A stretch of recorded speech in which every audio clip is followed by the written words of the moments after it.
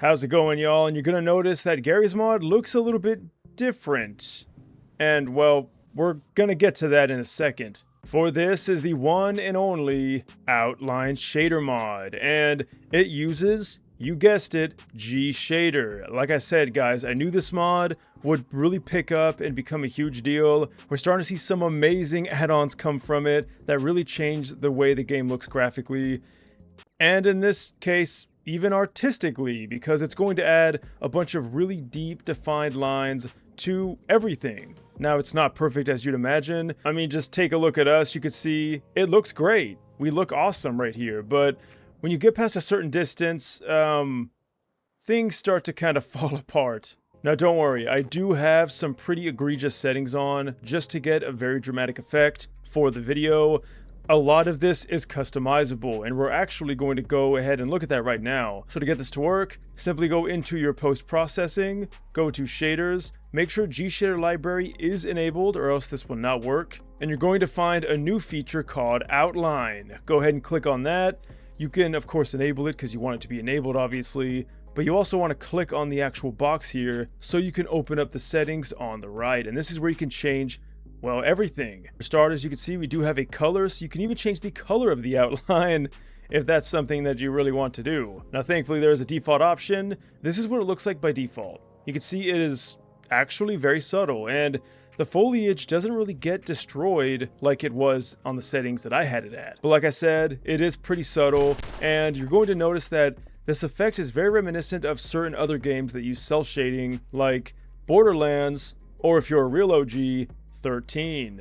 Alright, let's go ahead and dive into exactly what these settings do and how they look. First things first, we do have the scale. This is going to just make the borders big and, dare I say, thick with 3 C's. You can see right here the lines are definitely a lot more pronounced, and even our weapons, I mean, this is starting to look very Borderlands-y, and all we've done is add some thicker outlines. But even the map looks quite different, which I think is really cool. Now, of course, your mileage may vary depending on the map that you do decide to play on. Like this right here, you can see this tree. It looks cool. Again, dare I even say cartoony. But some of this foliage does start to look a little weird, at least from a distance. Zooming in, you can see, yeah, it's not too bad. But there definitely is some occlusion issues, specifically when you're looking at stuff like foliage. As you can see right here, the outlines, they're visible even through the grass. And it's not just that. If we go ahead and spawn an NPC, well, you can see that the outlines are phasing right through Odessa, even though he is in front of them. In fact, Odessa almost has this ghost-like quality to him. He's somewhat translucent, which is kind of strange.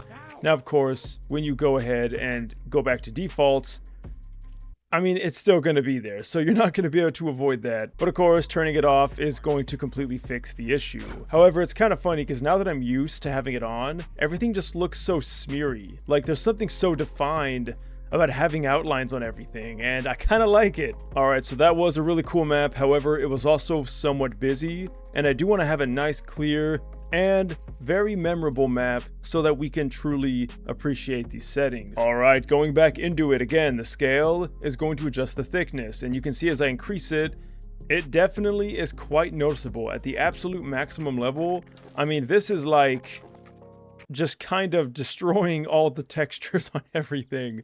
So we're definitely going to bring it down a bit. Let's go ahead and make it to where we're just about to lose detail. I'd say 1 is a really good level for the shotgun. Alright, it looks great. I dig it. Now we have other features like the depth threshold, and this is going to be very important. As you can see from the absolute lowest end, it just kind of turns everything to black, and you don't want that. That's obviously not what we're looking for. And there's also other different types of threshold. Here we have the depth normal threshold, which, you know, from initial glance doesn't seem to change much, but as you kind of go about these settings and move them around, you're going to start to notice a lot more of a difference. And we have another final depth threshold right here. Now this one is a lot more obvious. I mean, you can see that the outlines are kind of fading away on my hand down there. And then finally we have another normal threshold scale. These are all different scales, by the way, so you can truly fine tune it to whatever it is that you wish. And then we have the luminance threshold. Oh my god. This is pretty far out, man. I don't even know what I'm looking at. But we definitely don't want that. But you can see, I mean, there we go. Look at that. Oh yeah, that's pretty fuzzy looking. All right, go back to default.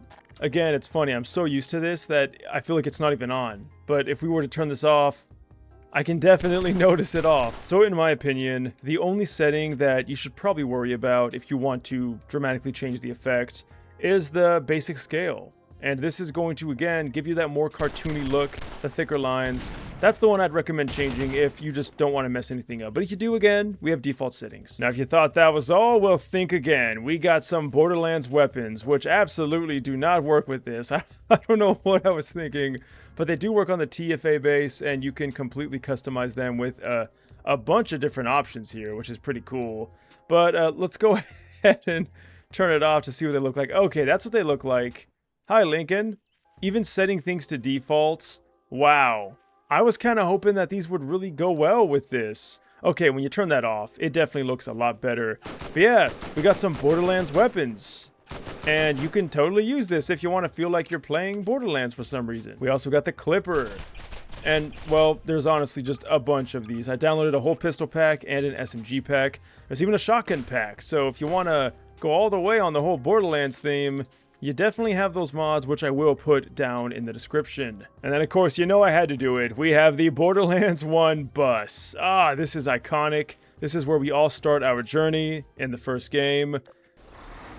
Good old Marcus always giving us a ride, but this vehicle is also really cool and very true to the series. It already has that kind of cel-shaded look, but this is going to just add even more flavor. Again, turning it off.